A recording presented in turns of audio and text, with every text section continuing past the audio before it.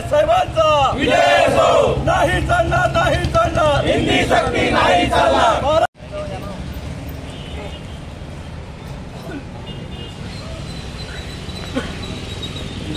ठाकरे साहेबांचा विजय हो. नाही चालणार, नाही चालणार, हिंदीची दादागिरी नाही चालणार, नाही चालणार, नाही चालणार, हिंदीची दादागिरी नाही चालणार, नाही चालणार, नाही चालणार, हिंदीची.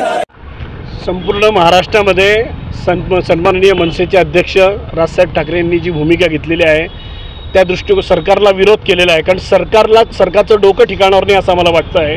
या महाराष्ट्रामध्ये हिंदीच्या सक्तीची गरज नाही आणि आमचा हिंदी भाषेला विरोध नाही. त्याचं कारण हिंदी ऐच्छिक भाषा म्हणून शिकवलीच जाते शाळेमध्ये, 5वीपासून तर आहेच ऐच्छिक भाषा म्हणून. तर म्हणून सक्तीची करण्याची गरज काय आहे? तर हिंदीच्या सक्तीला आमचा विरोध आहे आणि कोणत्याही परिस्थितीमध्ये महाराष्ट्रामध्ये कोणत्याही शाळेमध्ये हिंदीची सक्ती हे सरकारचं जे धोरण आहे हे खपवून घेतलं जाणार नाही. त्याला जोरदारपणे विरोध केला जाईल. आज नेमकं काय केलं?